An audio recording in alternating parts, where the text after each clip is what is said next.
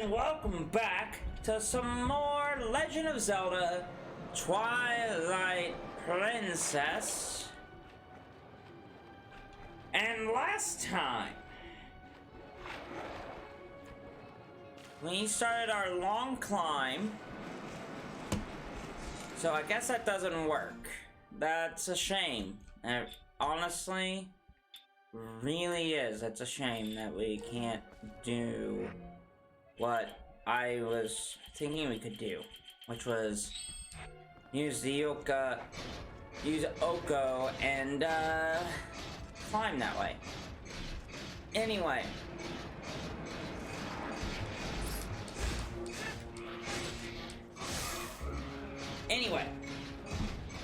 it's a shame. Last time we started our long climb and exploring of this of the city and of the sky. A city in the sky, right? We did our long climb.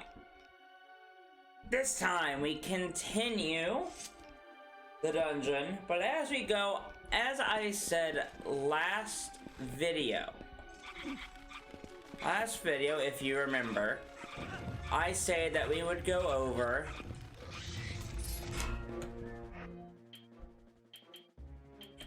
as I switch over to the claw shot. By the way, there we go.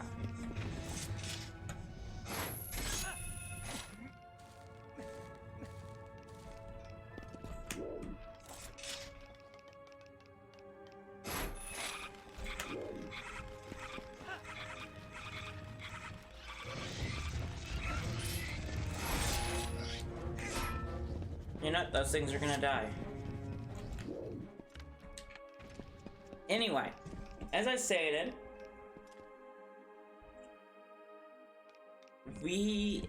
as I said in the last video, we were gonna do a lore dive on the city in the sky.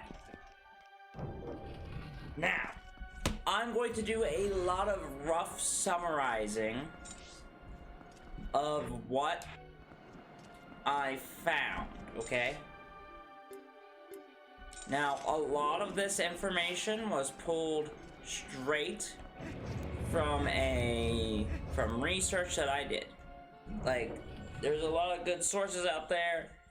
One particular is go watch Nintendo Black Crisis's video on that. I'm gonna put a link in the description for it because it's honestly what helped make this lore discussion, like this lore tirade, work better, is that video. So anyway, the translation or the localization of this game got many things incorrect.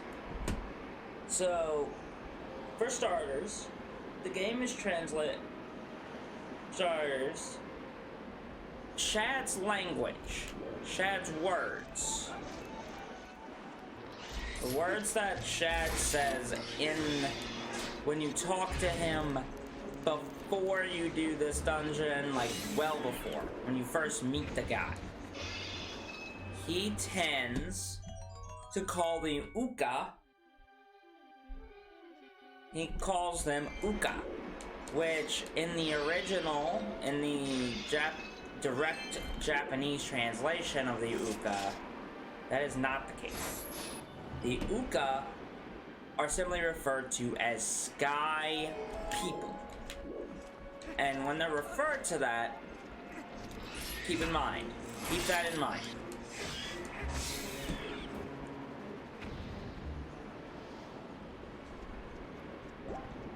But yes, the game does not use the right.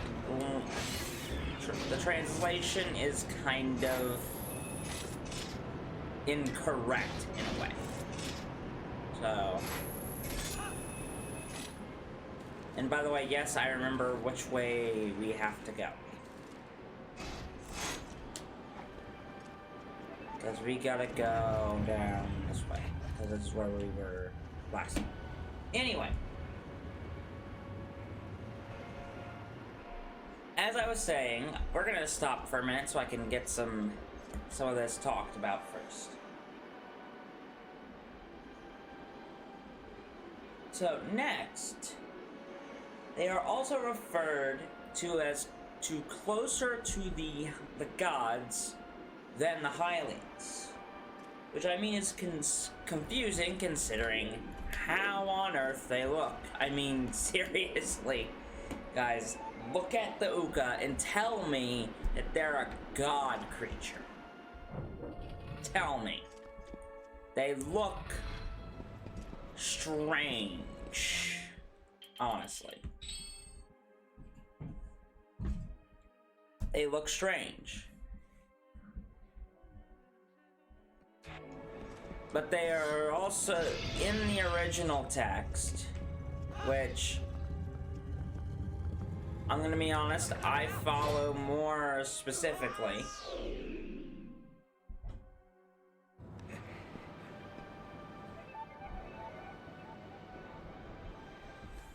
But something that I found, some things that can be discussed, is that the Uka, it is said that they also built Hyrule.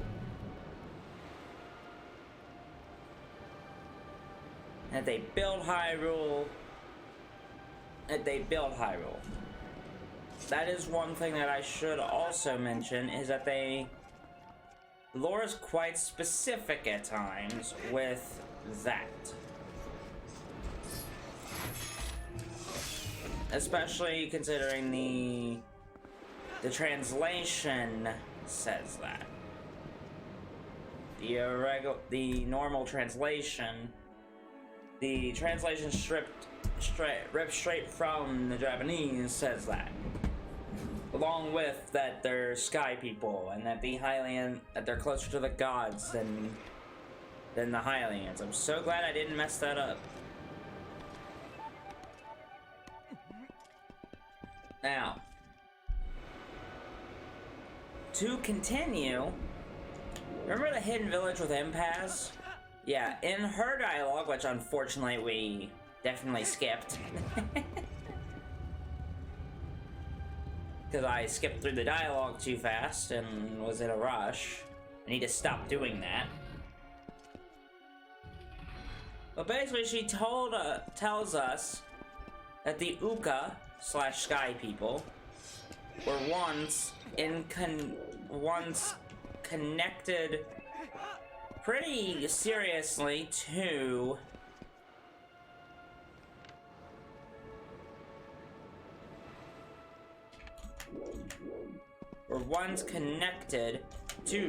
the Hyrulean royal family.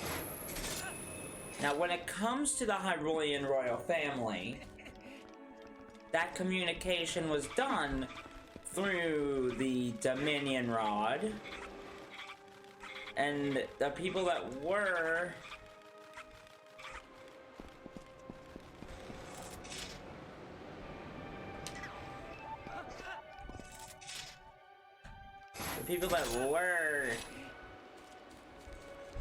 through the Dominion Rod and were called the Messenger of the Heavens. So if you can imagine, which we inherit that role, we become that role when we grab the Dominion Rod from the Temple of Time. And thus we were given the Ancient Sky Book as a result. And we talked with Impasse and restored the characters in the book. Which is interesting because of where the Dominion Rod is found. Since it was found in the Dominion Rod, where the Master Sword, the most important Hylian artifact ever, it shows that the Sky People and the Uka are intrinsically connected, not by strings, but by like definite articles of like they are connected intrinsically. You can't just have one without the other, right? So, as we reach to where we were, because we are now back to the section that we were in way earlier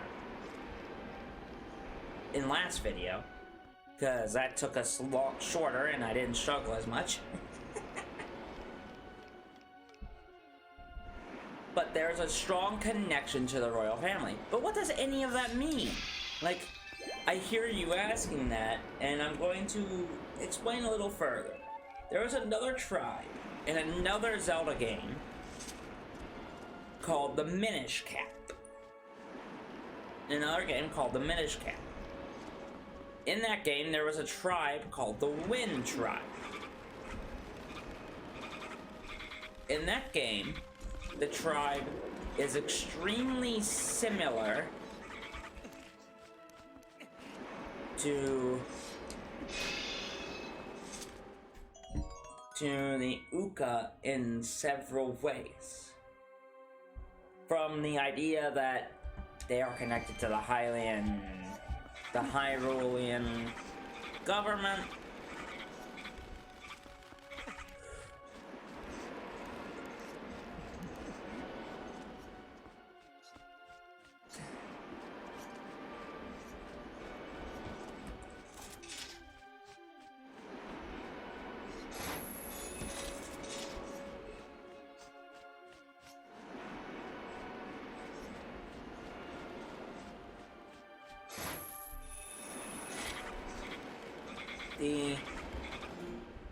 Sorry, got distracted.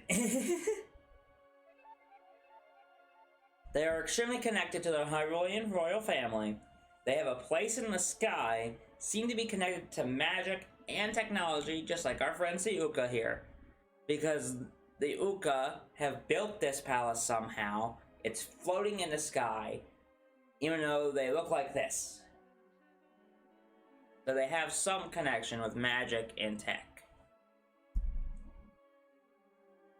Even in the design of the Dominion Rod, which we can't show here because it's not able to be shown, but there's little markings on the Dominion Rod that match some markings in the Temple of Time. They share a unique design that connects the Uka and the royal family further, meaning that the statues that were made in the Temple of Time are made by both.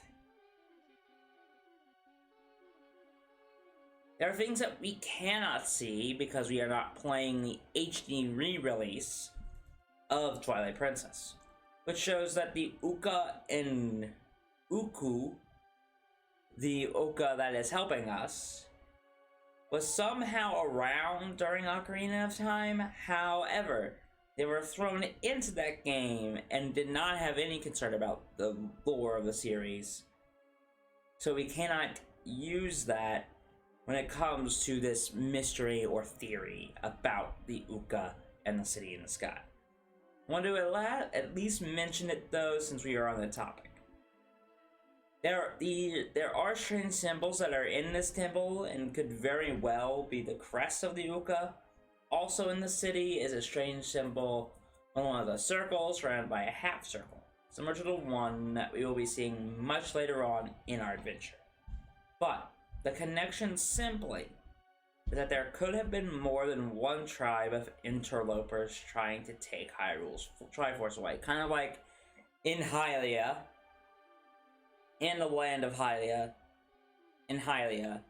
there's a bunch, in the land of Hyrule, there's a bunch of different tribes like the Rita, the Zora, Goron, and Hylians. In this game, and in other games, there's the Rito as well. Last thing on this topic, I swear, is that Groose, you know, the cocky guy from Skyward Sword, it seemed to a lot of to many, that he is the descendant of the Garuda, which is more accurate when you think about it. It is possible. It's possible. It's very possible that he is that representative of the Gerudo. But there is also a theory that he is a descendant of the Wind Tribe because of the red hair. But this kind of contradicts a lot of different information because of what we know about Skyward Sword, about the lore, and it would be very weird if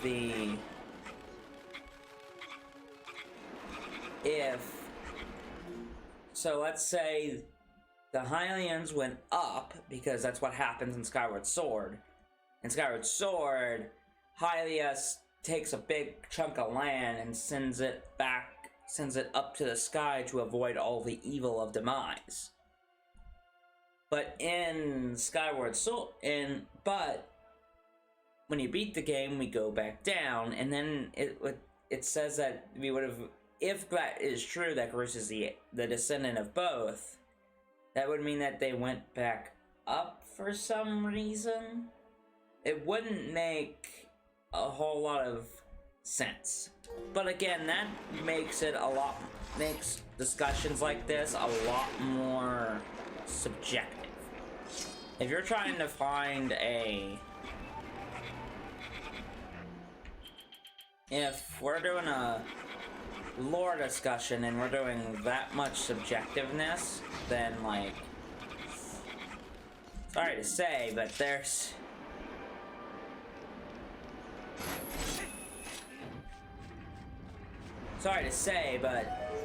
that's not really the most, like, that's not the most effective thing possible, right? Like, that's really subjective and really kind of contradictory to what we know is true of Zelda canon and Zelda lore. Because if we were to say, like, oh, this and this and this, that would probably mean that we are subjecting ourselves to, like, a less true, like,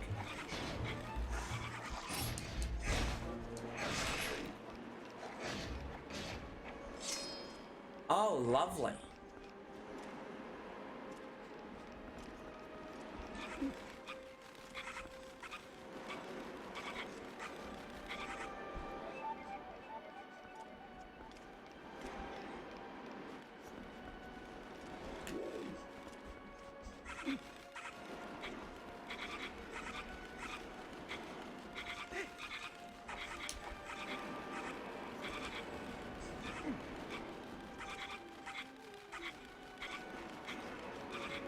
Aha!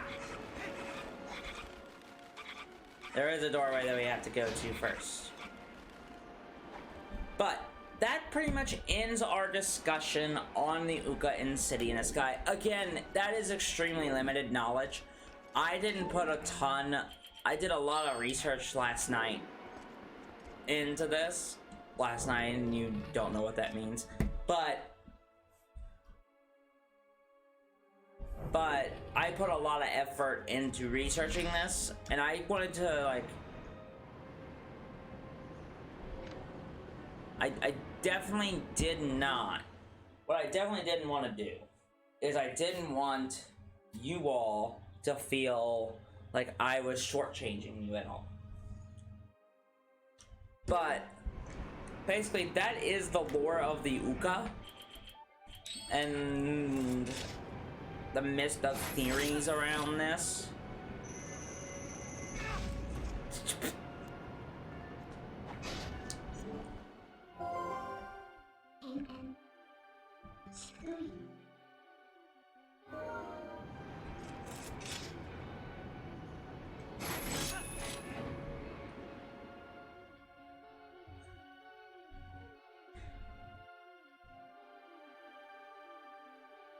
But yes, I know that's not the most, like,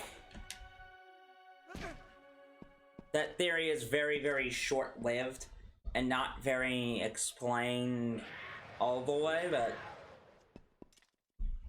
like, I didn't explain it all the way through, but that's pretty much the theory, man.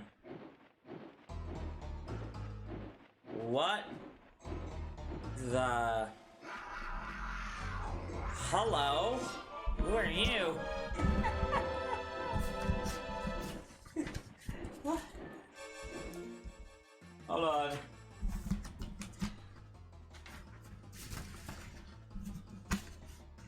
Ah, crap. I don't have that enemy's name. Hold on. Quick moment of silence for my own faulty brain. Alright. So, we have Argarok.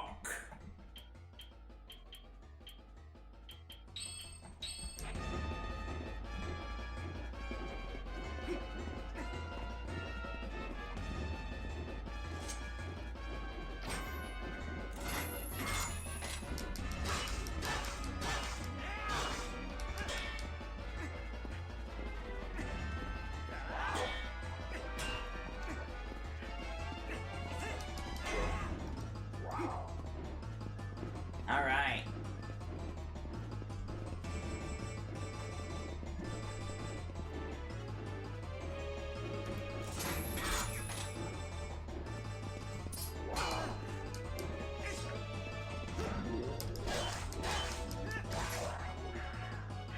Ah.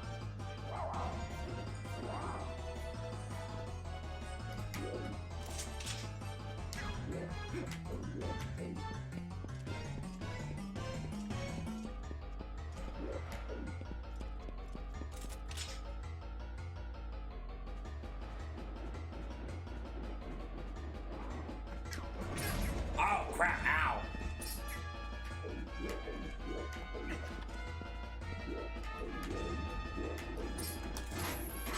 There we go.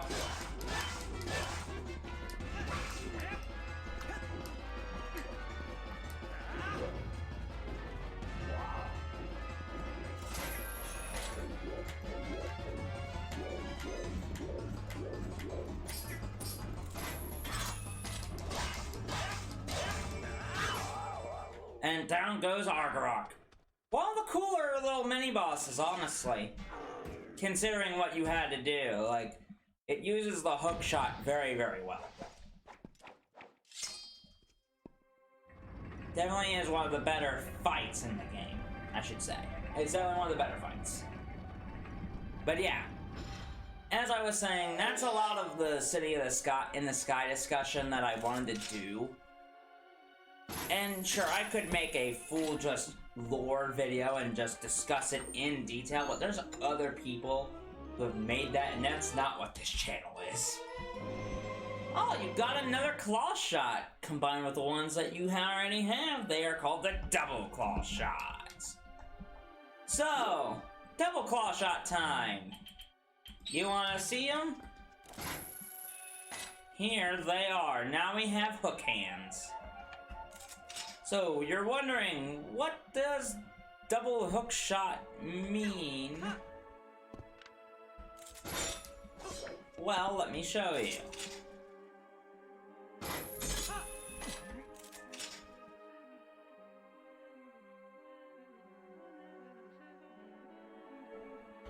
Or maybe I would, but I can't grab onto anything.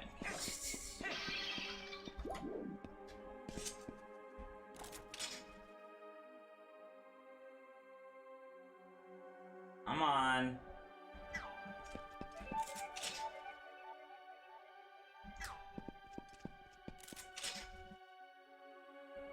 Nope. Oh, it's not far. We're not close. I'm supposed to grapple to. Maybe there. I see it. Probably where we're supposed to grapple onto. That's the closest one. These things are not the most, these are helpful, sure, but they are not fun.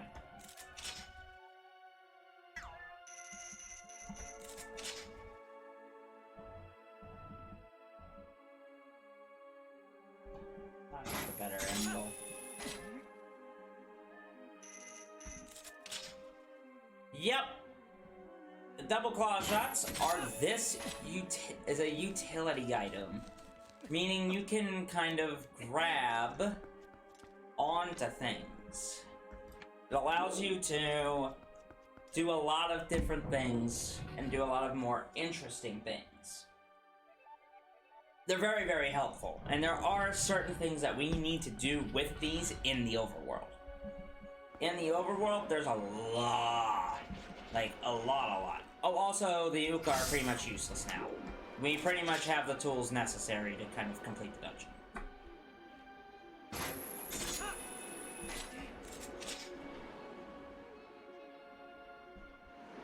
Now, we have to reclimb the entirety of this big giant hallway.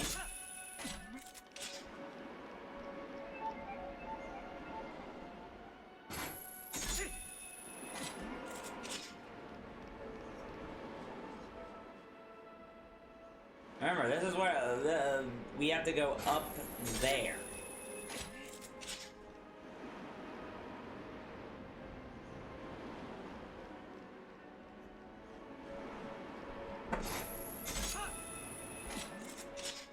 So yes, basically you're Spider-Man without the bing bada boom.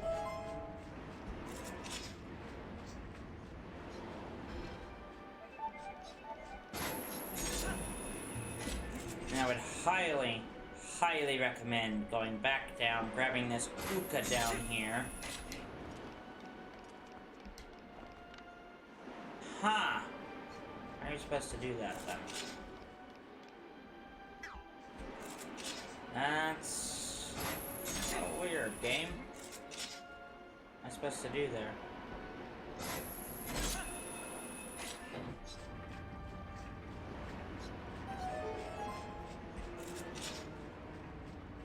Let's see what I'm supposed to do.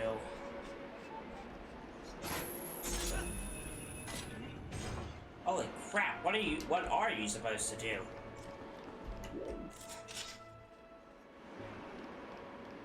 What on earth are you supposed to do? I'm not lying when I say this. This is kind of weird. I don't know what to do here. I only assumed you're supposed to... I'm dumb. I'm dumb. You wanna do that.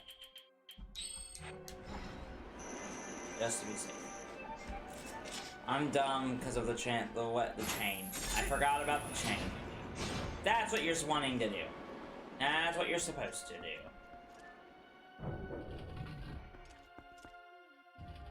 Ba-va-va-voom. I think we know this room.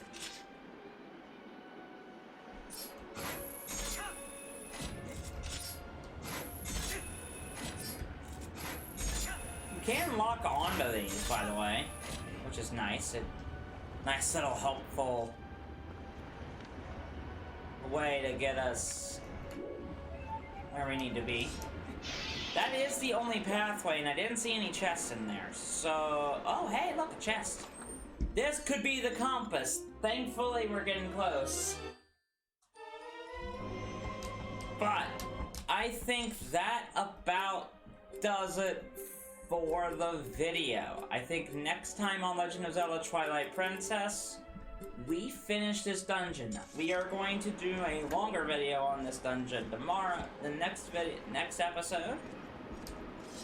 That way we can finish all this dungeon in one sweep. And I do not want to continue doing 6-part videos on a dungeon.